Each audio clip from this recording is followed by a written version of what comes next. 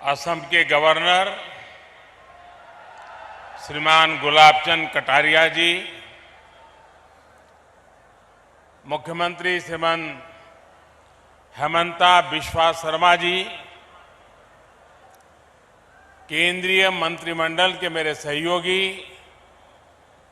देश के आरोग्य मंत्री मनसुख मांडविया जी, डॉक्टर भारती पवार जी, असम सरकार के मंत्री केशव महंता जी, यहां उपस्थित मेडिकल जगत के सभी महानुभाव,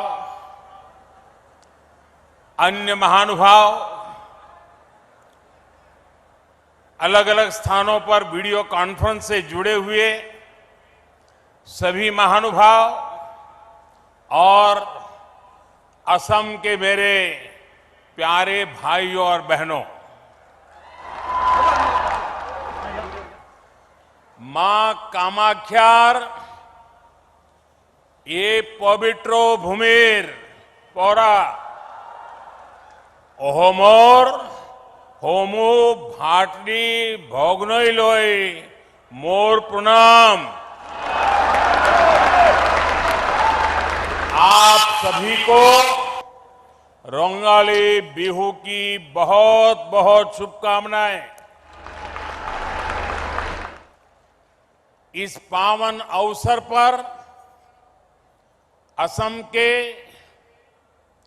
नॉर्थ ईस्ट के हेल्थ इंफ्रास्ट्रक्चर को आज एक नई ताकत मिली है।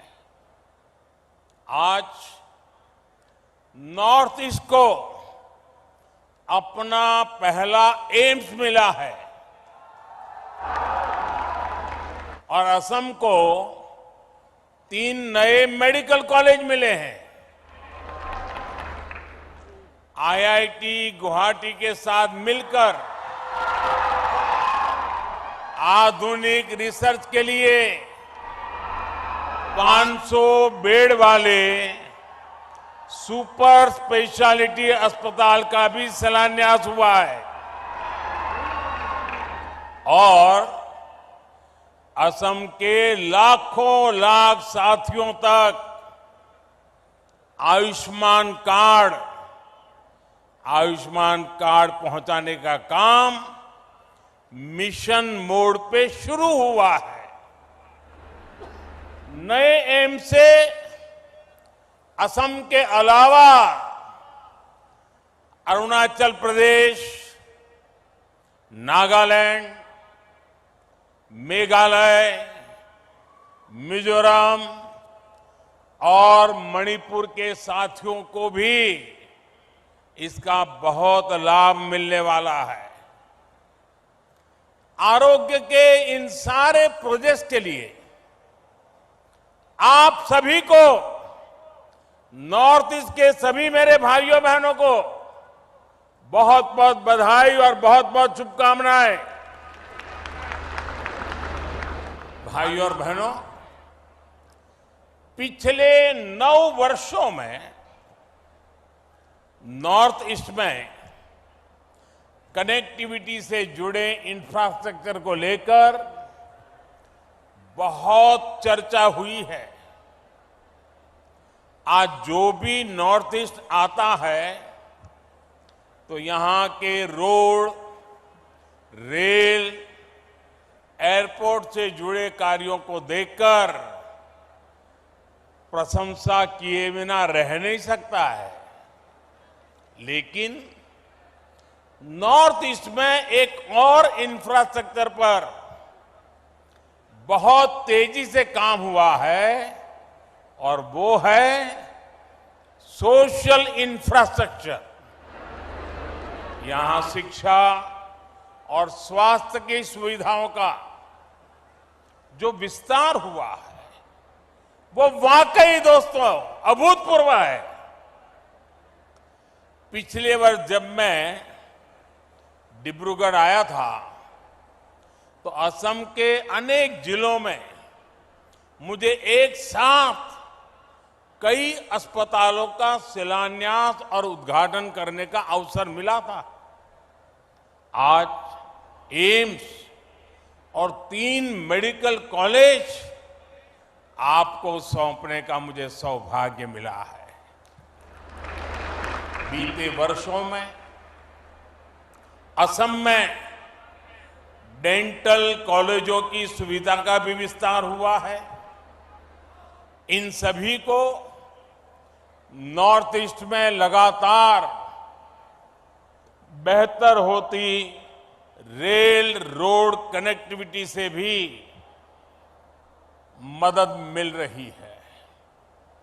विशेष रूप से गर्भावस्था के दौरान महिलाओं को जो समस्या आती थी वो अब दूर हुई है।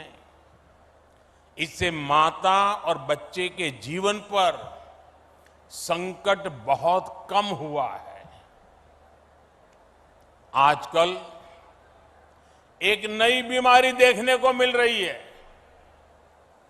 मैं देश में कहीं भी जाता हूं, उत्तर में, दक्षिण में, नॉर्थ ईस्ट में, पिछले 9 वर्षों में हुए विकास की चर्चा करता हूं तो कुछ लोगों को बहुत परेशानी हो जाती है।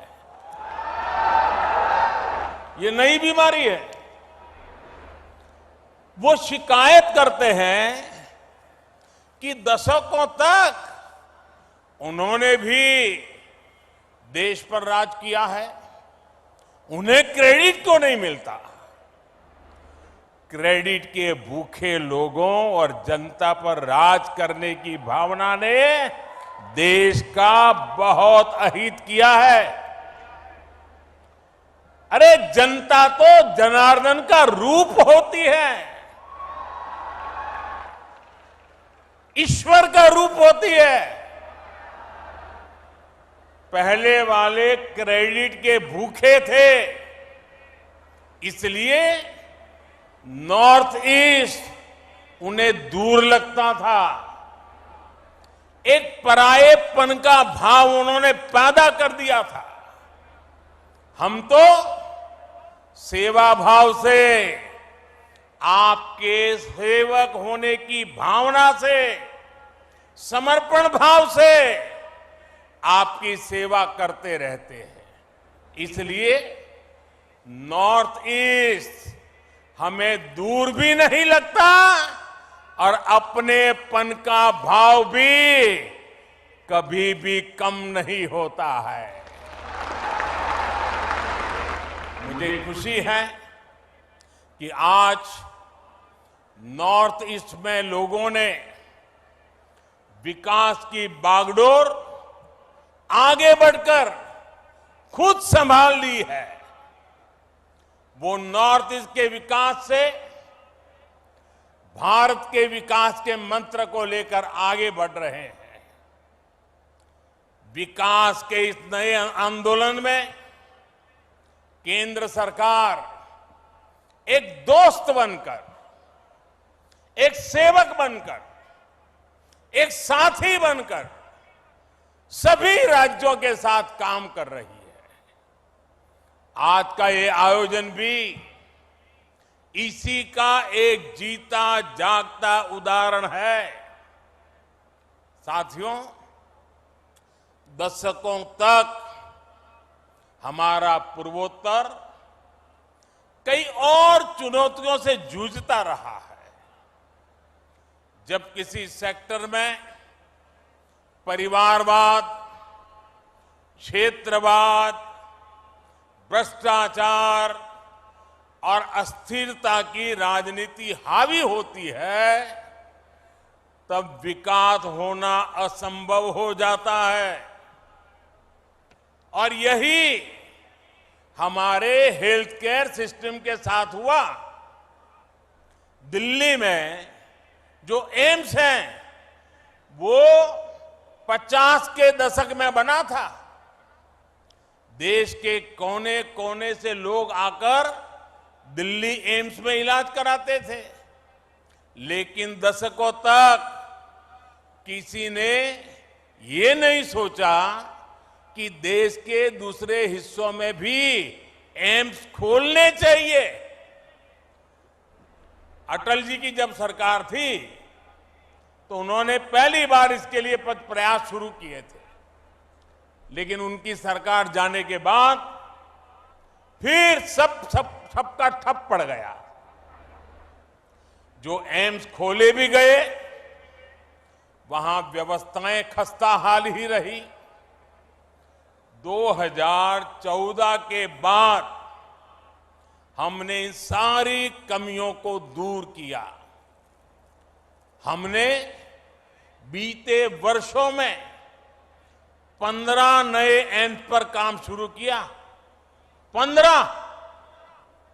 इनमें से अधिकतर में इलाज और पढ़ाई दोनों सुविधा शुरू हो चुकी है।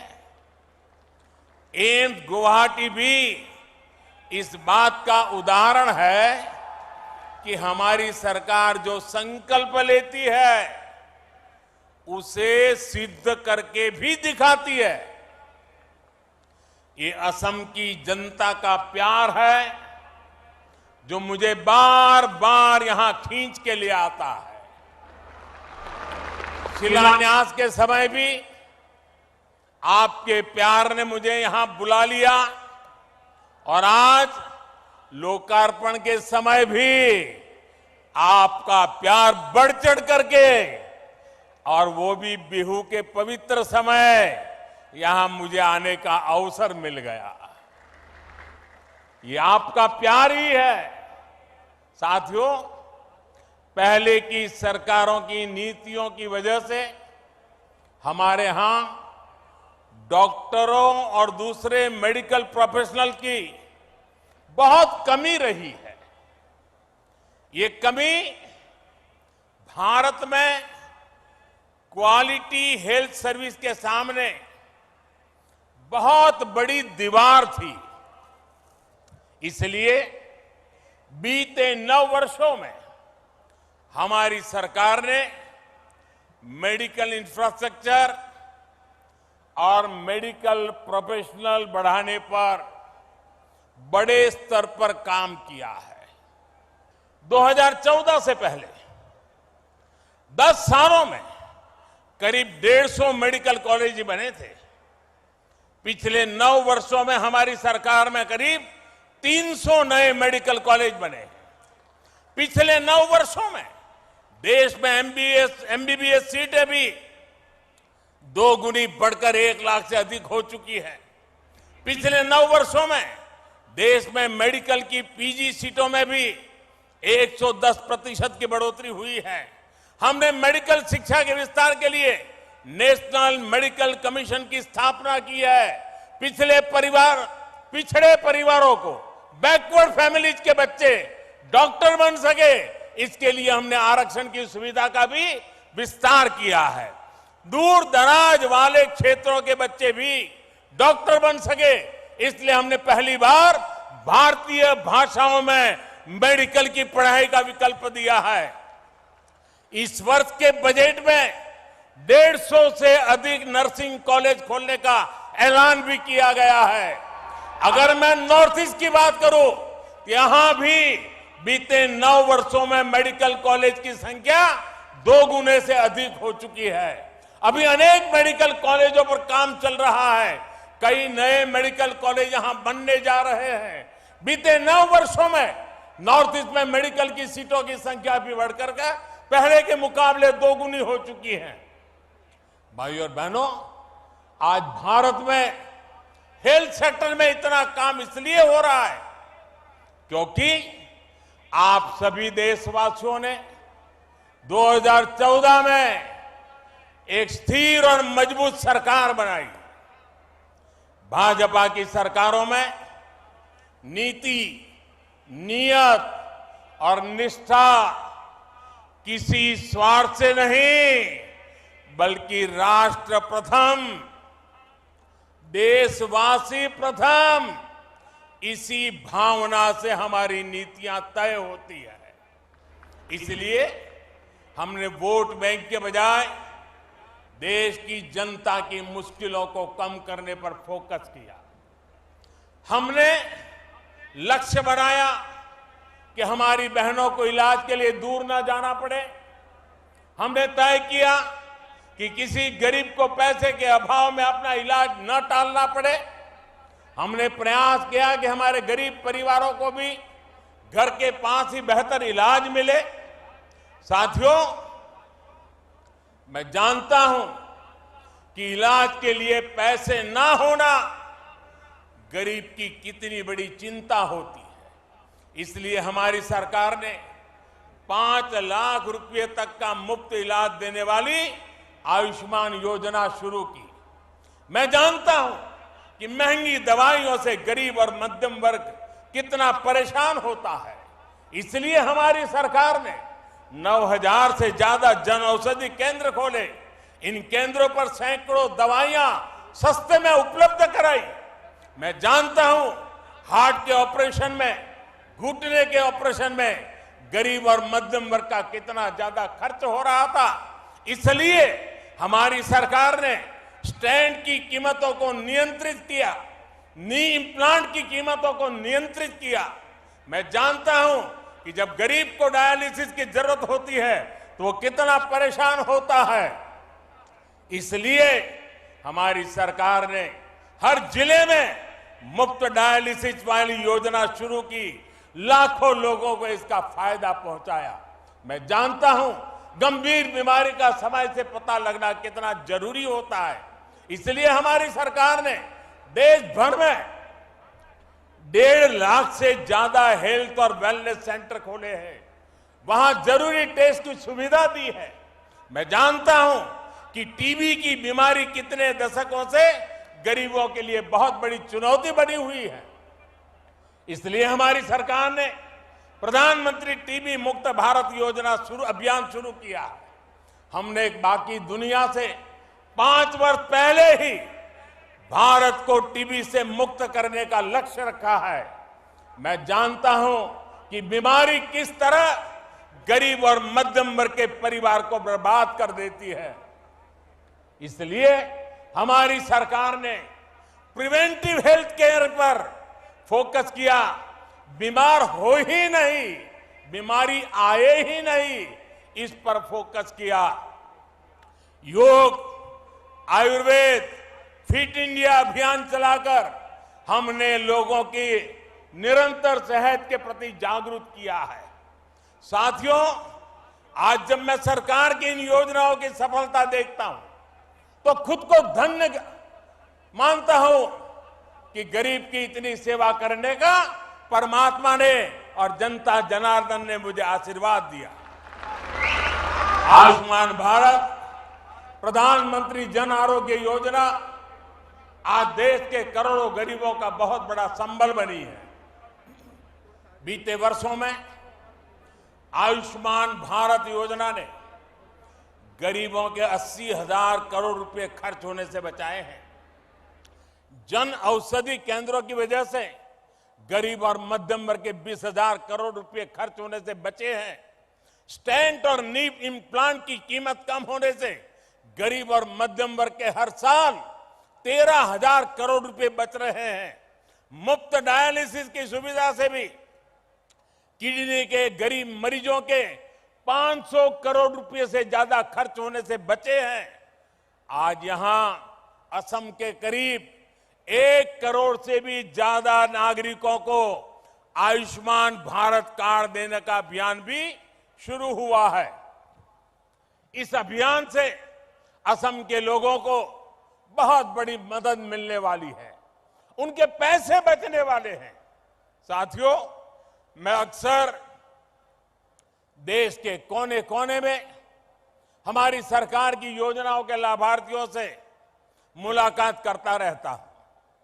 इसमें बहुत बड़ी संख्या में हमारी माताएं, बहनें, हमारे देश की बेटियां, हमारी महिलाएं शामिल होती हैं। वो मुझे बताती है कि पहले इसकी सरकारों में और अब भाजपा सरकार के समय में स्वास्थ्य सुविधाओं में कितना बड़ा फर्क आया है।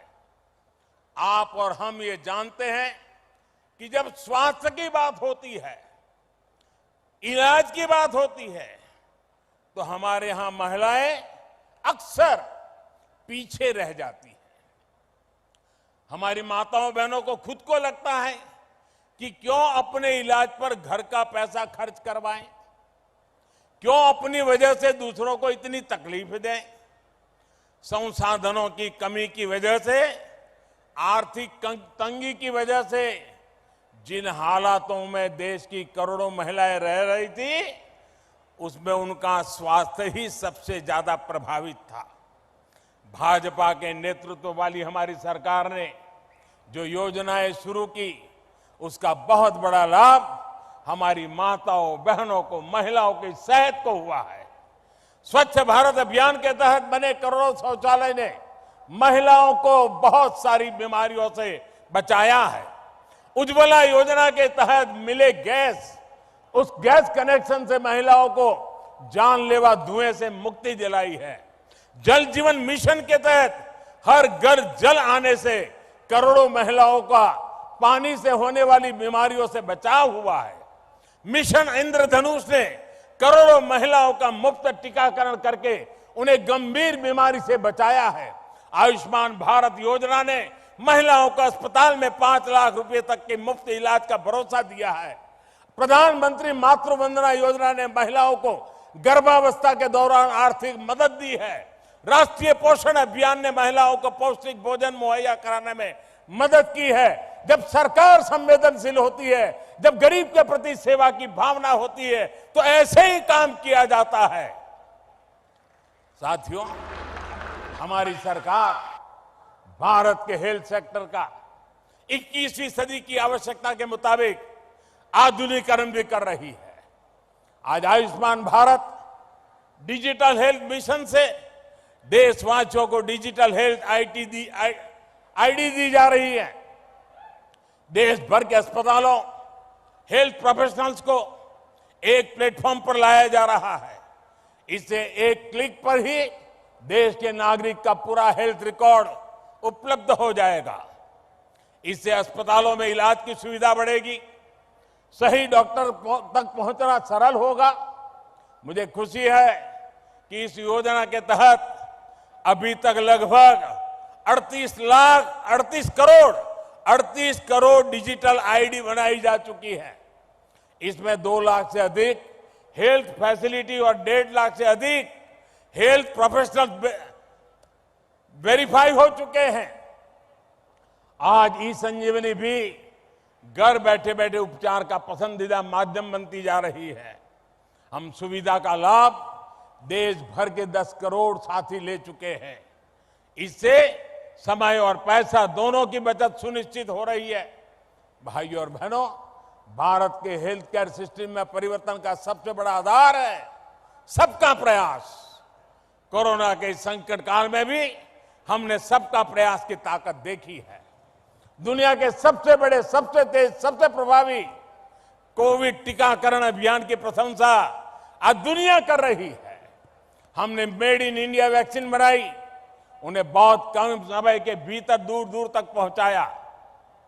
इसमें आशा वर्कर, आंगनवाड़ी कार्यकर्ता, प्राइमरी हेल्थ केयर वर्कर से लेकर फार्मास्यूटिकल सेक्टर तक के सारे साथी ने शानदार काम किया है। इतना बड़ा महायज्ञ तभी सफल होता है जब सबका प्रयास हो और सबका विश्वास हो। सबका प्रयास की भावना के साथ हमें आगे बढ़ना है।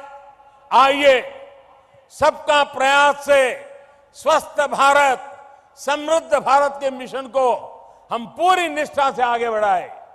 एक बार फिर एम्स और मेडिकल कॉलेज के लिए असम के लोगों को मैं फिर एक बार बहुत बहुत बधाई देता हूं। और आपने जो प्यार दिखाया, इतनी बड़ी तादाद में आशीर्वाद देने आए, आपको प्रणाम करते हुए, आपका धन्यवाद करते हुए मेरी वाणी को विराम देता हूं।